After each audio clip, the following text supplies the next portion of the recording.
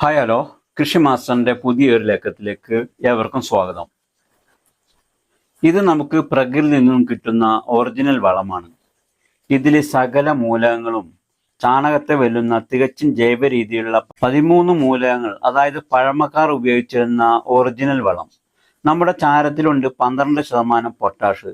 ഇപ്പോൾ എല്ലാം രാസവളങ്ങളായി മാറിയിരിക്കുകയാണ്. അപ്പോൾ നമ്മളിന്ന് ഉണ്ടാക്കുന്നത് ഒരു കൃത്യവുമില്ലാതെ തികച്ചും പച്ചില വളമാണ്. ഇത് ഉണ്ടാക്കാനായി ഇവിടെ വളർന്നു നിൽക്കുന്ന കളകളും പുല്ലുകളും എന്ന് വേണ്ട സകലമാന പച്ചിലകളും ഒരു ബക്കറ്റിലേക്ക് ഇട്ട് കൊടുക്കണം. എന്നിട്ട് അതിലേക്ക് പച്ചിലകൾ മുങ്ങുന്ന പോലെ വെള്ളം നിറക്കണം. എന്നിട്ട് മൂടി കെട്ടിയിട്ട് മഴ കൊള്ളാത്തിടത്ത് വെക്കണം. ഇല്ലെങ്കിൽ കൊതുക് വരും. ഒരു 5 ദിവസം കഴിഞ്ഞാൽ ഒന്ന് നല്ല പോലെ ഇളക്കി, പറ്റുമെങ്കിൽ ഒന്ന് കൈകൊണ്ട് ക്രഷ് ചെയ്ത് വീണ്ടും കുറച്ചുകൂടെ വെള്ളം ഒഴിച്ചിട്ട് വീണ്ടും 5 ദിവസം കൂടി മൂടി കെട്ടി വെക്കുമ്പോൾ ഇതുപോലത്തെ കറുത്ത ചാറ് കിട്ടും. അതിൽ നിന്ന് ഒരു കപ്പ് ചാറെടുത്തിട്ട് 5 കപ്പ് വെള്ളം ചേർത്ത് നേർപ്പിച്ച് നമ്മുടെ ചെടികൾക്ക് ഇങ്ങനെ ഒഴിച്ചു കൊടുക്കണം. ചാണകത്തിന് പകരമുള്ള ഒരു ജൈവ വളമാണിത്.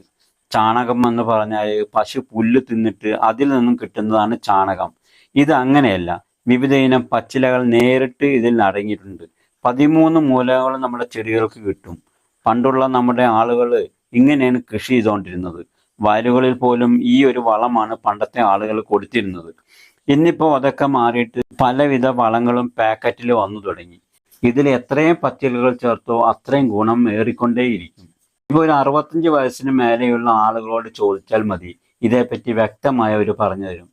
നാം തയ്യാറാക്കിയ ഈ ഒരു വളക്കൂട്ട് കണ്ടോ? ചാണകവെള്ളം പോലെ തന്നെ തോന്നും. എന്നാൽ ചാണകത്തിന്റെ മണമൊന്നുമില്ല. എന്നാലും ചെറിയൊരു ചീച്ചൽ മണമുണ്ട്. ഇതിനകത്ത് 13 മൂലകങ്ങളുണ്ട്. അതങ്ങോട്ട് ചെടികളിൽ ഒരു 5 ഇരട്ടി വെള്ളം ഒഴിച്ച് വൈകുന്നേരങ്ങളിൽ അങ്ങോട്ട് ഒഴിച്ചു കൊടുത്താൽ 2-3 ദിവസം കൊണ്ട് തന്നെ ഇലകളൊക്കെ നല്ല പച്ച നിറത്തിൽ വരികയും നല്ല ഗ്രോത്തായി വളരുകയും ചെയ്യും. പച്ചക്കറികളൊക്കെ ഉണ്ടാക്കി കഴിച്ചാൽ നല്ലൊരു സ്വാദ് തന്നെ ആയിരിക്കും. കാരണം കൃത്രിമമില്ലാത്ത ഒറിജിനൽ പച്ചില വളങ്ങളല്ലേ ചെടികൾക്ക് കിട്ടിയിട്ടുള്ളത്. ഇങ്ങനെയൊക്കെ വളം കൊടുത്ത് നമ്മൾ കൃഷി ഉണ്ടാക്കിയാൽ നമുക്കൊരു അസുഖവും വരില്ല. ഇത് നമുക്ക് പ്രകൃതിയിൽ നിന്നും കിട്ടുന്ന സകല മൂലകങ്ങളും അടങ്ങിയിട്ടുണ്ട്. ഇതെടുത്ത് ഓരോ കപ്പ് വീതം എല്ലാ ചെടികൾക്കും ഒഴിച്ചു കൊടുത്താൽ ചെടിയുടെ വളർച്ച കണ്ട് നമ്മൾ അതിശയിച്ചു പോകും. പണ്ടുള്ള ആളുകളൊക്കെ ഈ രീതിയിലാണ് കൃഷി ചെയ്തിരുന്നത്. അതുകൊണ്ട് അവർക്കൊരു അസുഖവും ഇല്ല.